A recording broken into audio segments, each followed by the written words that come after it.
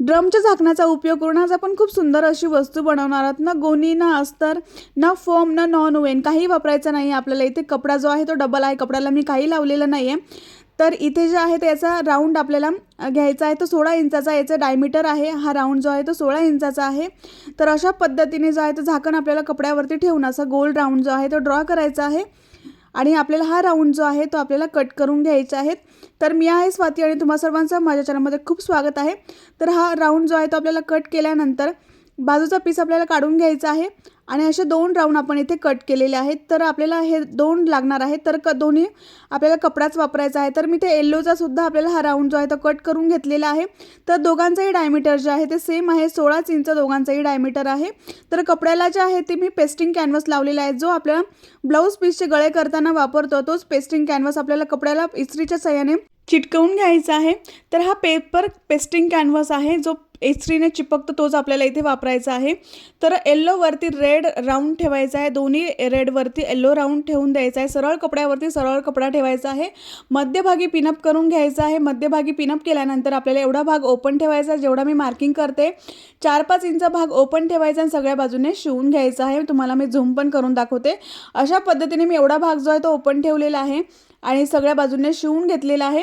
त्यानंतर जे आहे ते इथे सुद्धा आपल्याला दुसऱ्या राऊंडला सुद्धा आपल्याला सेंटरवरती पिनअप करायचा आहे।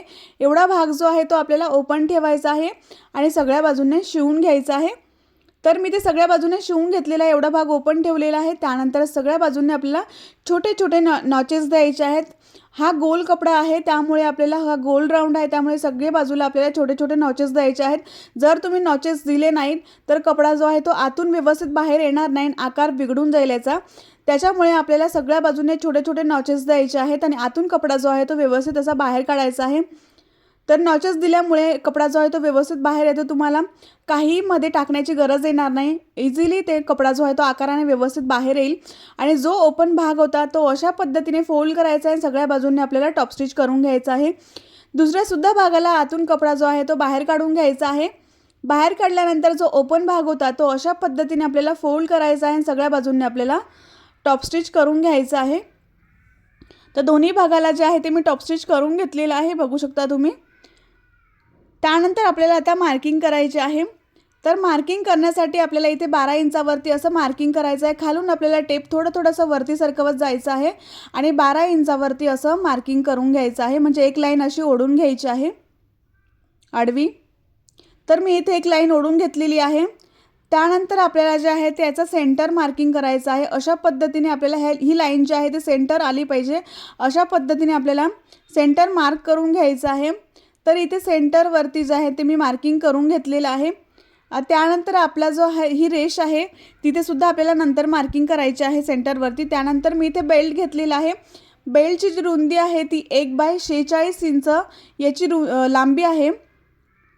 1/46 इंच याची लांबी आहे बेल्टची। हँडलची लांबी तुम्ही कमी जास्त ठेवू शकता। तर मी इथे सेंटरवरती मार्किंग करून घेतलेलं आहे। त्यानंतर तुम्ही सेंटर जो आहे तो अशा पद्धतीने मार्किंग करू शकतात।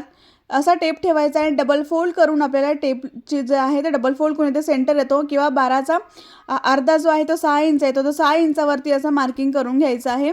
तर मी ते रेषा जिथे आपण रेष ओढली होती तिथे आपण मी सेंटरवरती मार्क केलेलं आहे। त्यानंतर आपल्याला इथे 2.25 इंचावरती डाव्या आणि उजव्या बाजूला आपल्याला मार्किंग करायचे आहे सेंटरपासून।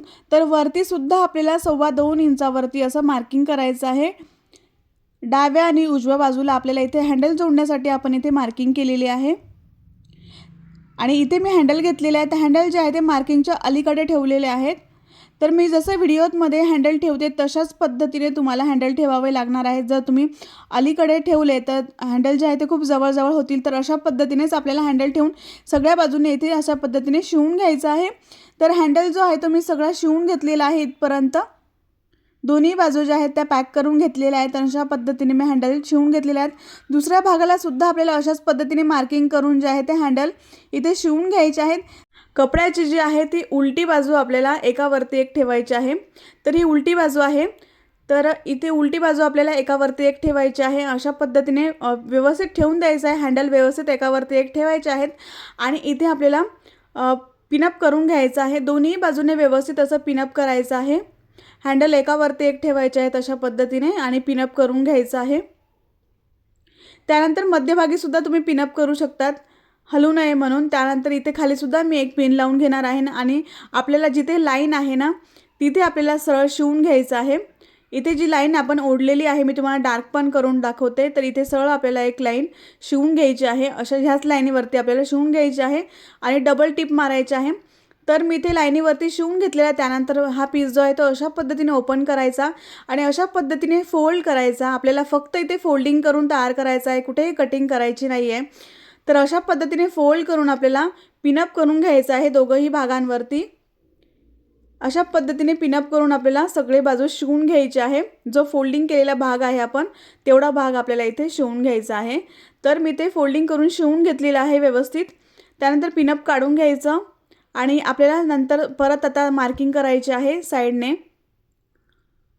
तर इथे मी साईडने सुद्धा इथे अशा पद्धतीने आपल्याला मार्किंग करायचे आहे. तर 2 इंचावरती मी इथे मार्किंग करणार आहे आणि इथून आपल्याला जिथे 2 इंचावरती मार्किंग केली आहे तिथून आपल्याला 9 इंचावरती असं मार्किंग करायचं आहे. व्हिडिओत दाखवल्याप्रमाणे मार्किंग करा. अशा पद्धतीने तुम्ही मोठे छोटे सुद्धा बॅग बनवू शकतात. तर इथे अशा पद्धतीने एक लाईन ओढून घ्यायची आहे. अशाच पद्धतीने आपल्याला दुसऱ्या साईडला सुद्धा मार्किंग करायची आहे. खालून आपल्याला जिथे राऊंड आपण फोल्ड केला होता तिथून 2 इंचावरती असं मार्किंग करायचं. त्यानंतर तिथून 2 इंचापासून आपल्याला 9 इंचावरती मार्किंग करून आपल्याला एक सरळ लाईन ओढून घ्यायची आहे. अशीच लाईन आपल्याला दुसऱ्या भागावरती सुद्धा आपल्याला जॉईन करायचं म्हणजे ओढून घ्यायच्या आहेत लाईन. तर मार्किंग करून मी दुसऱ्या भागावरती सुद्धा जे लाईन आहेत त्या ओढून घेतलेल्या आहेत. त्यानंतर अशा पद्धतीने फोल्डिंग करायचं आहे. जिथे आपण लाईन ड्रॉ केलेली आहे तिथे अशा पद्धतीने फोल्ड करायचं आहे. चारही भाग अशा पद्धतीने फोल्ड करून इथे पिनअप करून घ्यायचं आहे. व्यवस्थित फोल्डिंग करायचं आहे. दिसायला खूप छान दिसतं. हे डिझायनर बॅग आपली तयार होणार आहे. अशा पद्धतीने फोल्डिंग करायचं आहे आणि इथे आपल्याला शिवून घ्यायचं आहे. आपल्याला चौथासुद्धा भाग, तिसरा आणि चौथासुद्धा भाग अशाच पद्धतीने फोल्ड करायचा आहे आणि आपल्याला हे फोल्डिंग भाग पिनअप करून शिवून घ्यायचे आहेत. आणि तुम्हाला ही बॅग कशी वाटली नक्की मला कमेंट बॉक्समध्ये सांगा. आणि तुम्ही आधी ही बॅग अशी बघितलेली होती का हे सुद्धा तुम्ही मला कमेंट बॉक्समध्ये सांगू शकता. त्यानंतर जे आहे ते अशा पद्धतीने फोल्डिंग करायचं आहे. चौथ्या भागाला हळूवारपणे फोल्डिंग करायचं, जास्त फोल्ड करायचं नाही आहे. तर जेवढा मार्किंग केलेला भाग आहे आपला तेवढाच फोल्डिंग करायचा आहे. पिनअप करून आपल्याला इथे चारही जे भाग आहेत ते आपल्याला इथे शिवून घ्यायचे आहेत. तर मी इथे चारही जे भाग आहेत ते मी शिवून घेतलेले आहे, बघू शकता तुम्ही. त्यानंतर आपल्याला इथे आता फोल्ड करायचं आहे. अशा पद्धतीने फोल्डिंग करून घ्यायचं आहे. फोल्डिंग करून आपल्याला दोन्ही ज्या बाजू आहेत त्या शिवून घ्यायच्या आहेत. पिनअप करायचं आहे आधी आणि मग आपल्याला पिनअप करून मग आपल्याला शिवायचं आहे. तर आपल्याला जो आहे तो आपण आत्ता फोल्डिंग केलेला भाग होता तिथपर्यंतच आपल्याला शिवून घ्यायचा आहे. तुम्हाला मार्किंग पण करून दाखवते मी. जो आत्ता आपण फोल्ड केलेला भाग होता तिथपर्यंतच आपल्याला शिवून घ्यायचा आहे दोन्ही बाजू. तर मी ते दोन्ही बाजू शिवून घेतलेला. त्यानंतर खालचा जो भाग आहे तो बेस आपला तयार झालेला आहे. जसा आकार दिसतोय आपल्याला त्याच आकाराने आपल्याला हा बेस जो आहे तो शिवून घ्यायचा आहे. तर अशा पद्धतीने हा आकार जो आहे तो आपल्याला शिवून घ्यायचा आहे.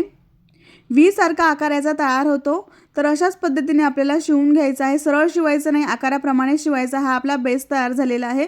आपण बेस कुठेही कटिंग न करता आपला बेस आपोआप तयार झालेला आहे. खूप छान आहे. फक्त आपल्याला मार्किंग करायचं आहे आणि फोल्डिंग करून आपल्याला ही बॅग जी आहे ती बनवायची आहे. तर मी आतून कपडा जो आहे तो बाहेर काढून घेतलेला आहे. व्यवस्थित आतून कपडा बाहेर काढायचा आहे. त्यानंतर आपल्याला इथे तुम्ही वेलक्रो लावू शकता जिथे ओपन भाग आहे तिथे, किंवा तुम्ही टिच बटनसुद्धा लावू शकता. तर मी इथे टिच बटन लावणार आहे. टिच बटन लावण्यासाठी आपण इथे सेंटरवरती आधी मार्किंग केलेली आहे.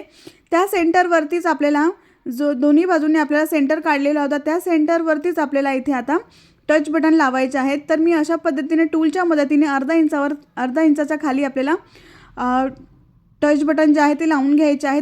तुम्ही इथे वेलक्रोसुद्धा वापरू शकता जर तुमच्याकडे वेलक्रो असेल. पण टिच बटन जे आहे ते सगळ्यांकडेच असतात. तर ते टिच बटन तुम्ही इथे वापरू शकतात. आणि तुमच्याकडे जर सुई धाग्याच्या मदतीने लावण्याचे टिच बटन असेल तर ते सुद्धा तुम्हाला इथे वापरता येतील. तर अशा पद्धतीने आपल्याला दुसऱ्यासुद्धा साईडने आपल्याला टिच बटन लावून घ्यायचे आहेत. सिंपल आहे आणि खूप सोपं आहे.